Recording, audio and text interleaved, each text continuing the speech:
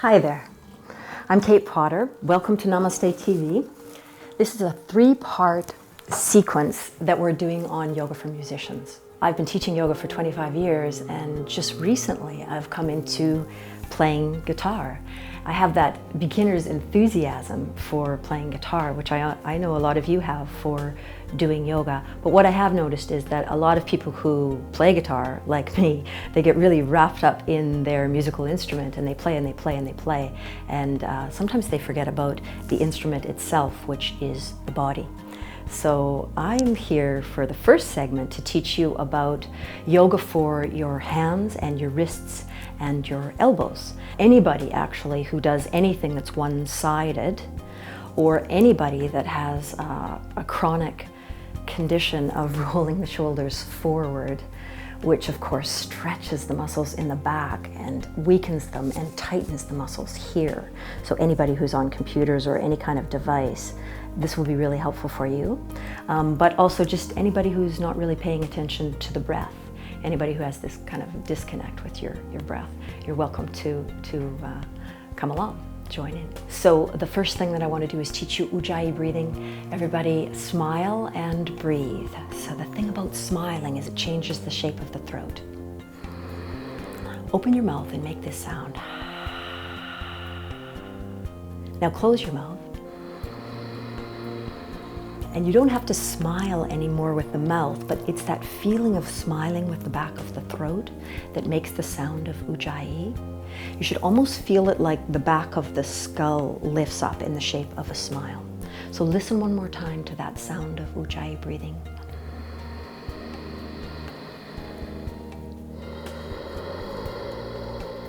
That's the sound that I want you to concentrate on, and I want you to feel it all the way through this little short segment on yoga.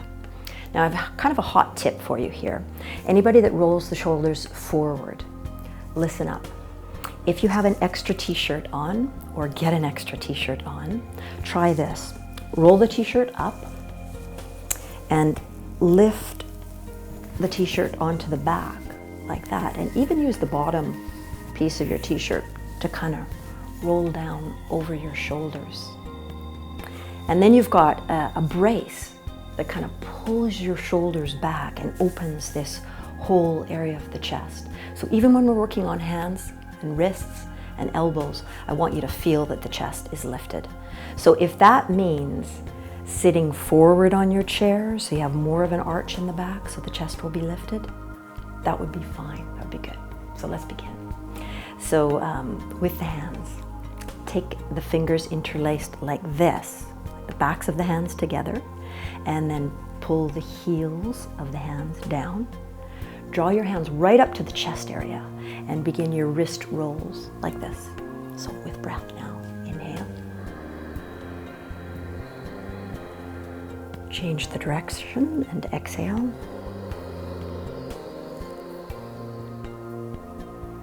You wouldn't want to do this too many times if you're new to it. So maybe just take one more inhale, changing the direction until you get used to this feeling of really stretching in the wrists, the tendons, the muscles, the ligaments, the bones. Good, and release. We've got a beautiful resting pose here, sitting on the hands. Very good. The hands are slid underneath, so they're nice and warm. And if you lean off, I'm going to mirror you here. So I'm leaning off to my left side, but I'm saying lean to the right, so it's a mirror image of me. That means your left arm is going to straighten and it's going to, you're going to feel that stretch all the way down the forearm and into the hand. Let's try the other side. So leaning off to the side, trying to straighten the arm that you're stretching, breathing away. Good, so we'll call that a resting pose and we'll come back to that one. So now with the hands, some of you are familiar with this mudra here, Om Mudra. If you've been doing some yoga, you'll know that shape. We're trying to stretch the area between the index and the thumb, which of course is really important for guitar, but also very important for a lot of musical instruments. So we lift the thumbs up towards the heart chakra and the index finger way down there, and breathe in. And then as you change and you lift the second finger up, I want the thumb to come down. Now I'm talking away, but you're breathing away. You're concentrating on the sound of the breath as you take these shapes. Now the third one, it gets a little bit more difficult. Between the third and the fourth finger, stretching that shape that you're trying to make with the thumb down on the fourth finger and pressing the fingers apart. And the last one, between the fourth finger and your small finger, still trying to keep the thumb at the back, right down there, thumb pads and baby finger. Good, and then kind of quickly through all the way back to that first position. And release and take a little rest here with your hands sitting on your hands. Feeling the upper chest, lifting the upper chest. Now if you think of the front body every time you inhale and the back body every time you exhale, it's going to really make a big difference. All right, so inhale, think of the front body, lifting the chest. And as you exhale, shoulder blades together and down, thinking of the back body. Good. Now let's change it up a little bit here and do a practice that I do. It's good for the brain.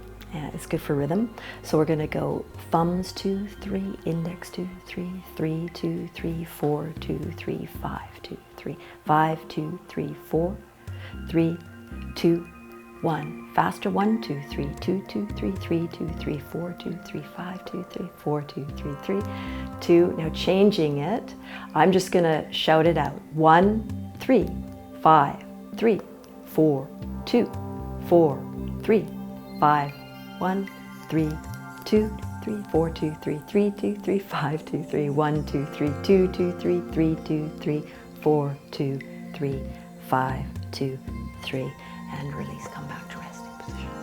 So that exercise is really super good for just about anybody. It's just making the connection to the brain.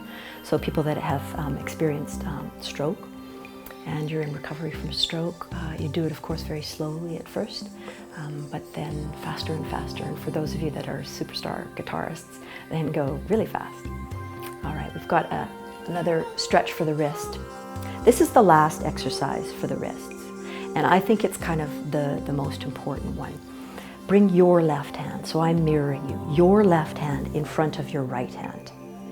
Interlace the fingers once again. Now your left wrist is going to pull down, and you get this shape of the arm that stretches all the way from the elbow and over the fronts of the hand. So we're stretching your right wrist and hand, and of course you're concentrating on the breath, thinking of the front body as you inhale, and thinking of the back body as you exhale. And change. So now the other hand in front, your right hand on top, interlace the fingers, pull your right wrist down, which pulls the left fingertips up. So you've got this major stretch that goes right through the forearm and maybe all the way up to the shoulder, depending on how healthy or unhealthy those tissues are. If it hurts, don't do it. If you need to come out of the pose early, that's fine. Otherwise, we're staying for one more breath. And release. So in practicing guitar, in overdoing it for me with my enthusiasm, I quickly had tendonitis in the elbow. So I'd like to show you a few tips for the elbows as well. I've been to a lot of shiatsu and acupuncture sessions, and one of the points that's really crucial, if you bend your elbow and the crease of your elbow right down at the end of the crease, I want you to find the bottom of that crease and to actually use your other 3 fingers to press in there. Good. Now if you prop the arm up a little bit, then you've got a little bit of support there. You can have your right elbow right at your waist, and then you can open the arm and try to get it straight while you're finding that acupuncture, acupressure, shiatsu point. Now we're going to do the same thing, but we're going to do it overhead. So reach back behind, and this time the acupuncture, acupressure, shiatsu point is around the rim of the elbow on the front.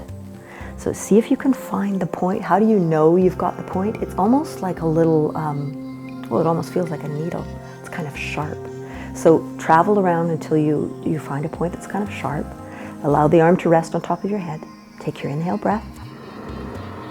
And as you exhale, try to straighten the arm so much that you come away from vertical and the arm travels way out to the side. So that's a good healthy arm if you can straighten that arm. You can see my arm doesn't quite straighten. I'm not quite over my tendonitis. Good, one more time. Inhale, the elbow bends. And as you exhale, you go for a straight elbow in vertical and then all the way off to the diagonal shape right there. Good. Let's try those two on the other side. So we're looking for the crease of the elbow, the point down there, pushing 2 or 3 finger pressure. It's amazing how much strength you've got in just 2 or 3 fingers to push down, looking for kind of a sharp sensation, little pressure point there. And then the arm behind the head, the hand, the back hand, your left hand, is going to wrap around behind the elbow and find another pressure point on the front of your elbow. Take your inhale breath here, front of the chest. And as you exhale, you straighten the arm to vertical, and then you keep going. Good, and this stretches out the other side as well. So you're stretching the underneath part of the left arm and all the way into the elbow on the right. One more time, inhale. And exhale.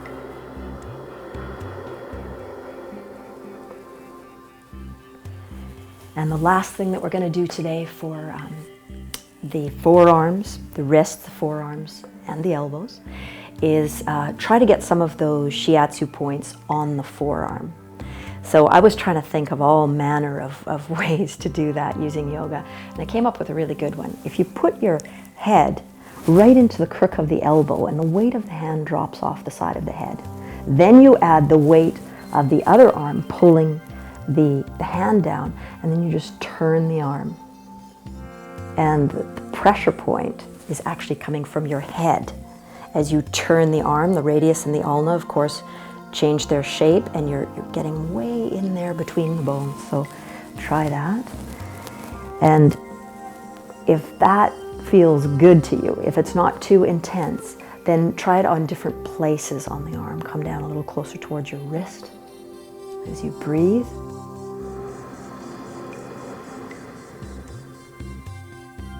And then take it to the other side.